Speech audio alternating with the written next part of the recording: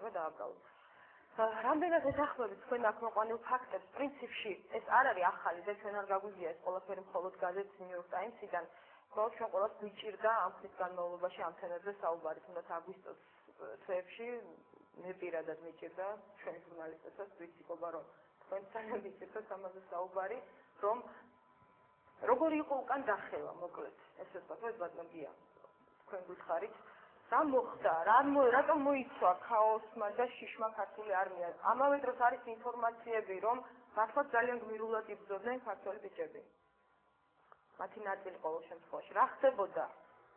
რეალურად. უპირველეს ყოვლისა, სტატიასთან დაკავშირებით არ მქონდა საკითხული. ეს არის უფრო მთელი სტატია და მთელი ანალიზია კიდევ, მაგრამ ეს არის ყველაზე დიდი უბედურება ჩვენი ქვეყნში. ერთი ყველა ჩვენთაგანზე შეურაცხყოფელია ამის მოსმენა. იმიტომ რომ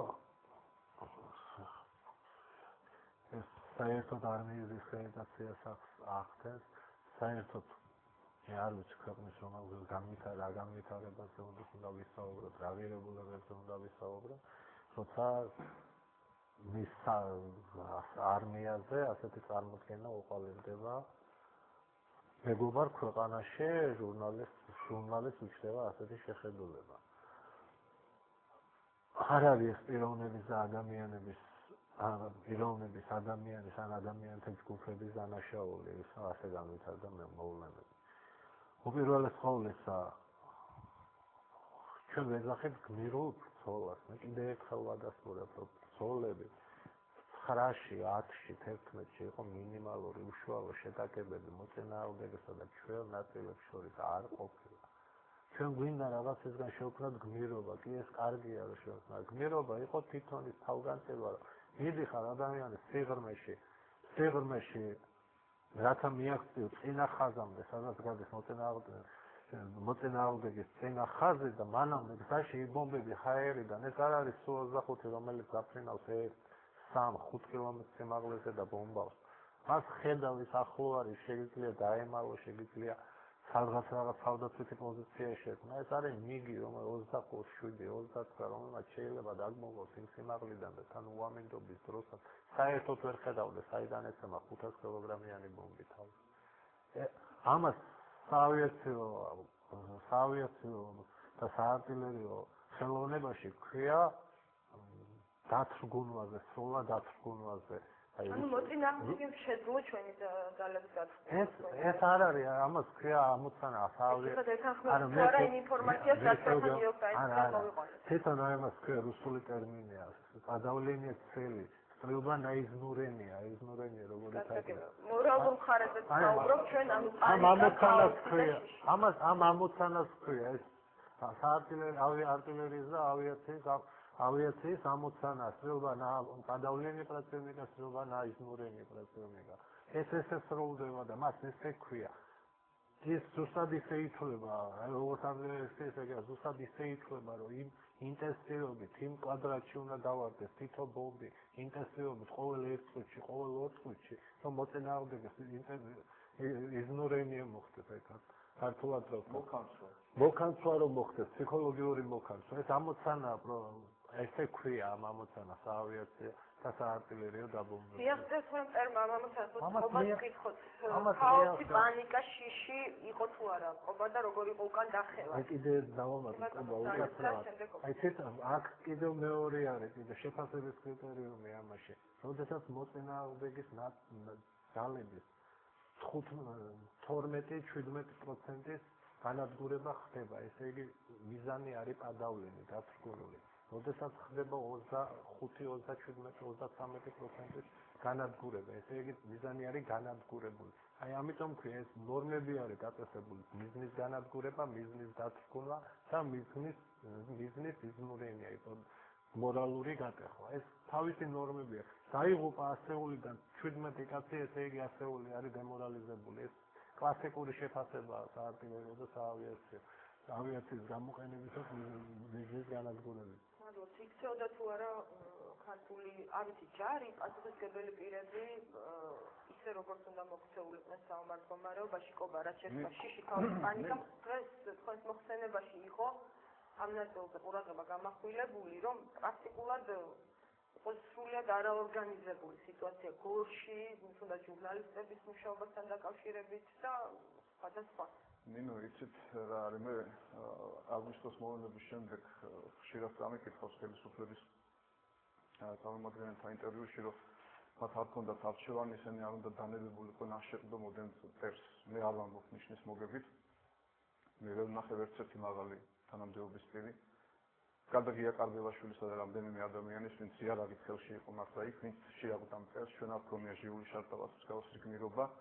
ამიტომ მე ძალიან მინდა ეხლა ჩვენი გადაცემის შემდეგ დამსვლელობაში არ დარჩეს ისეთი შთაბეჭდილება, რომ ჩვენ სამხედროების სრულმოკლეობაზე ვლაპარაკობთ. ოდენ და პირიქით, მე მგონი ჩვენ გამსჭოლული ვართ იმით, რომ თქვა ხელისუფლება მთლიანად სახელმწიფო არ იყო ომისათვის მზად. ეს იყო სპონტანური, გაუგეგმავი, გაუცვლელი სამხედრო აქცია და მე არავინ არ იცოდა არც მეორე ეშელონი როგორ უნდა ყოფილიყო, არც ზურგი როგორ მოხდარიყო ევაკუაცია მოსახლეობის და ასე შემდეგ. დღემდე არ ვიცით და აბსოლუტურად ბურუსითაა მოსული კოდორის ხეობის ამბავი, ვირთვას მეგობრებო, საიდანაც საქართველოს გამთლიანებულობა უნდა დაწყებულიყო 2 წლის წინ და ამასაც არ ვამბობ ნიშნის მოგებით.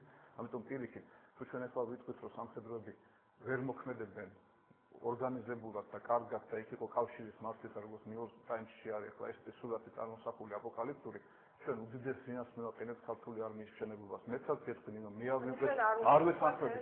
ნინო, არ ვეთანხმები, არა, უნდა ვთქვათ, მაგრამ ჩვენ გავყოთ ერთმანეთისაგან.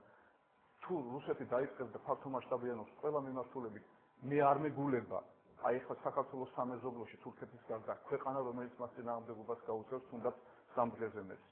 მაგრამ აქ მე ხო აქ ექსპერტები არიან, ჩემზე უფრო გამოცდილ და გენერლების და ოფიცრებით, მაგრამ მე ერთ რამეს ვამბობ. დღეს ტენდენცია რა არის? დღეს ვინ ისჯება და ვის უქნევს ხელს საქართველოს პრეზიდენტი, სამხედროებს, ვინ მოიხსნა, ვინ წავიდა ციხეში, სამხედროები, ვისი ამბობენ რომ არის ომის, რეზერვისტებზე, რომლებიც არ ყოფილან მომზადებული იმისათვის, რომ ეყევათ იქ. არ ყოფილან და მეცად გეტყვით, მე დავიცავდი რეზერვისტებს, ამ სისტემასაც დავიცავდი, იმიტომ რომ მისი ხელყოფა და მისი ბოდიშვიხტი და აი ასეთნაირად დეზორგანიზება მოხდა ისევ და ისევ არასწორი საკადრო მართვის განმავლობაში და ჩვენ ვხედავდით ამაზზე ექსპერიმენტებს, როდესაც შეცვალეს 2 კვირის დანიშნული სარდალი სათუხაშვილი და ვისით შეცვალეს. წუნებული იმერეთში კაკაბაუხიძის, რომელიც მიმართავს ადამიანურად მე შეიძლება ამ კონდეს ამ წინააღმდეგო, მაგრამ სარდალი ის აბსოლუტურად ამ თანამდებობას არ ჩვენ მივდივართ შეუძლებელი იყო წინააღმდეგობის გადაღება აბსოლუტურად, იმიტომ რომ ეს არმია ამისთვის არ იყო მზად. არ იყო ეს არმია ამისთვის, რომ არც ერთი სტრატეგიული დოკუმენტი ახსენა აგერ ირაკლი. მითხარით, რომ ეს სტრატეგიულ დოკუმენტში ამ პროგრამაში წერია, რომ ქართული არმია ემზადება რუსეთთან საომრად. არის ასეთი რამე, სადმე? არა, პირიქით, არა. და მე ვიცი თქმა მინდა, ნინო, ერთი რამის თქმა მინდა და ეს უნდა არის. ხაოსი და პანიკა არისო? როგორ არისო, ყველაფერი იყო, იმიტომ რომ როცა არ ახარ მზად, ხაოსიც არის, პანიკაც, გაუგებრობაც არის, ერთმანეთზე გადაბრალებაც, ცემატყებაც იყო, როგორც ვიცი, ხმამაღალი გინდა. ყველაფერი. ნინო, გამარჯვება, სახსი პატრონი ყავს და დამარცხება ობოლია. ჩვენ დღეს უნდა ვაღიაროთ და ჩვენი ის არის გულის ტკივილი თქო. დამარცხებული ვართ. ეხლა ერთმანეთსაც გავლაზროთ და იყო ხაოსი. და ისწორედ ეს მინდა ვთქვა, მოდი რა ამ სახელმწიფო მოხელეებმა, ვინც გმირულად შეყდომა ხდებოდა წერთან, თვითონ დაიწყეს როგორ შეაღვდნენ, რამდენჯერ იყვნენ სადმე ჩასული, რამდენჯერ გაახმნეს ფრონტის ხაზზე მებრძოლები, რამდენჯერ დაანახეს, რომ ისინი გაუწეხლები არიან და რამდენჯერ იყვნენ იქ მისულები, თუნდაც იმისათვის, რომ ნუგეში ესათა სისხლი გადაეცათ ჰოსპიტალში მყოფი უამრავი დაჭირებულების. არც ერთხელ. გარდა რამდენიმე მინისტრისა, ვისაც უშუალოდ ევალებოდა იყოფნა. მათ შორის არ ყოფილა ის ჯანდაცვის მინისტრი. სხვებს თავი დავანებოთ. ბევრი ასეთი ფაქტები. როგორ უნდა ყოფილიყო, მოდი თქვა, აი როგორ უნდა მომხდარიყო შორიდან განაბილე ლაპარაკი, მოდი ირაკლის და შემდეგ ასეთ ფაქტი იყო. ცოტა თემიდან გადახვევა მინდა, რომ მაყურებელმა რა უნდა გაგვეკეთებინა? დაუშვათ აღმოსით ხაფანში, დაუშვათ შემოვიდა რუსეთის ჯარი და დაიძრა, გამოვიდა როკის მირაბიდან და მოდის კოლონები. რა უნდა გაეკეთებინა ამ დროს? სახელმწიფოს არმია. ეს თემა გამიგე ჩვენ უკან ვერ დავაბრუნებთ ისტორიას. მაყურებელს ალბათ ის საინტერესებს დღევანდელი თემიდან გამომდინარე, რა შეიძლება მომავალში გაკეთდეს. იმიტომ რომ ჩვენ რა თქმა უნდა, ამაზე ვისაუბრებთ, ცოტა დრო გვაქვს. დიახ, ამ ორგანიზებამ მოახდინა სწორედ ამ შეხვედრის იქიდან გამომდინარე, რომ ვიფიქროთ, როგორ გამოვიდეთ კრიზისიდან. იმდენად რამდენადაც ჩვენ ყველამ ერთად დავინახეთ, რომ ჩვენი ჯარი სამწუხაროდ არ იყო ამისთვის